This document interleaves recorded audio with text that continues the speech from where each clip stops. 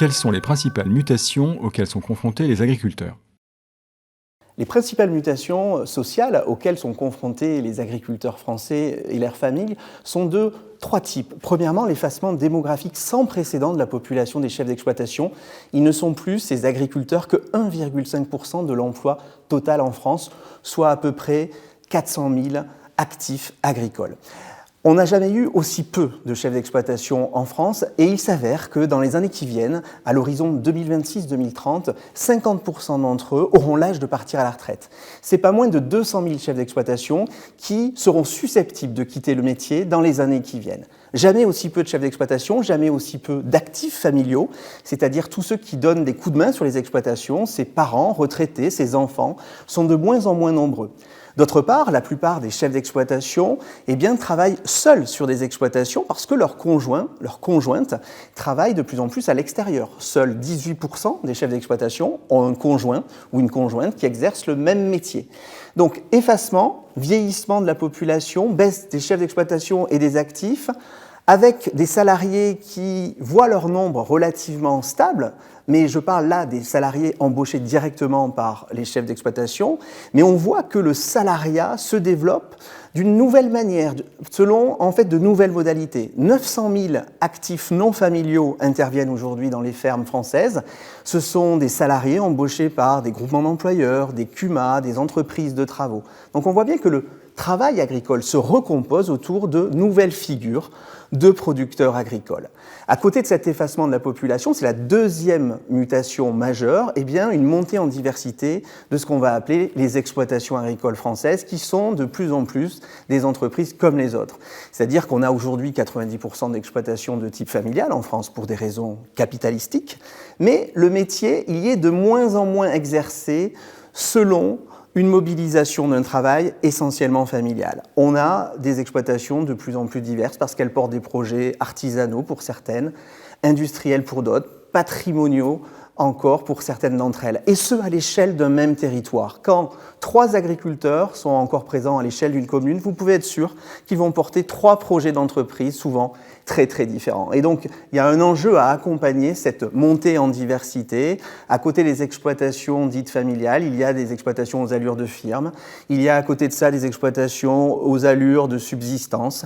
Donc, le paysage de l'exploitation agricole est de plus en plus protéiforme. Et puis enfin, troisième mutation, moins il y en a de ces agriculteurs, plus la question agricole revient sur la table, si je peux me permettre l'expression.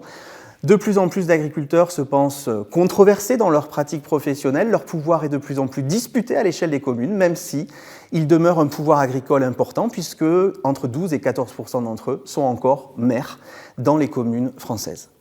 Quel est le profil des nouveaux agriculteurs?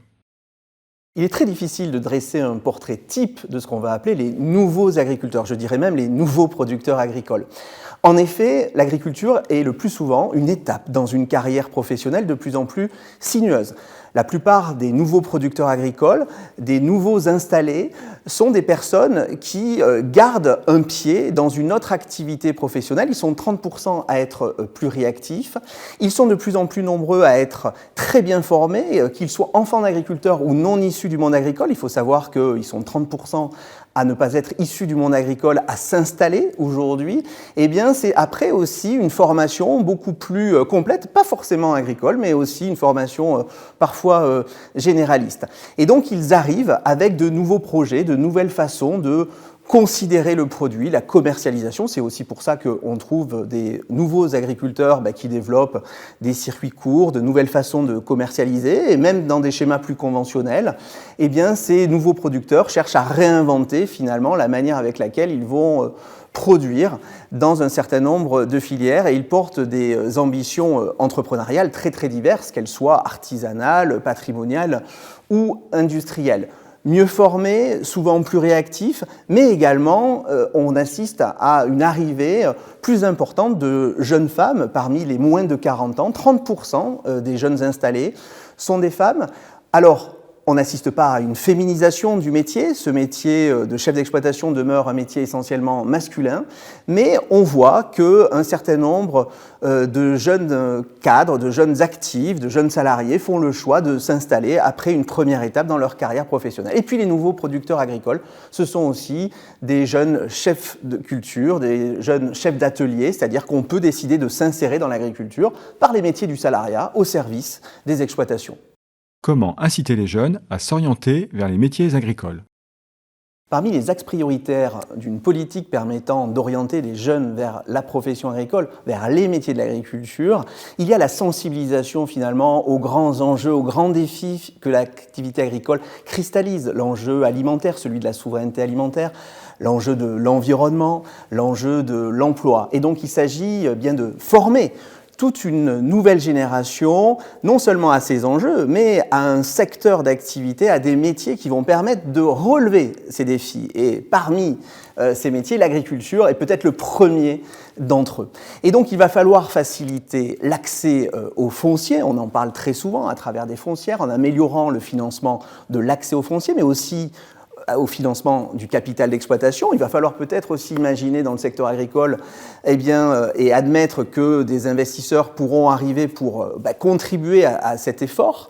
Il va falloir peut-être aussi proposer des solutions pour que les conditions de travail soient améliorées. Et parmi les outils au service de l'amélioration des conditions de travail, il y a aussi les outils qui relèvent de ce qu'on va appeler le numérique. Alors, bien entendu, les robots, les plateformes ne vont pas remplacer les agriculteurs et les agricultrices, mais ils pourront peut-être les soulager dans certaines tâches. Du moins, on peut l'espérer. Et il va falloir aussi former davantage à ce qu'est une entreprise de plus en plus complexe. Et aujourd'hui, pour faire en sorte que ces entreprises soient reprises, il va falloir aussi qu'il y ait du revenu au bout. Il va falloir aussi proposer des contrats dans les filières attractifs, permettant de sécuriser la vie sur une exploitation qui sera de plus en plus complexe, qui sera multispécialisée, et qui devra répondre à des défis à la fois internes à l'exploitation et des défis externes, que ce soit les grands aléas économiques ou les grands aléas autour du changement climatique.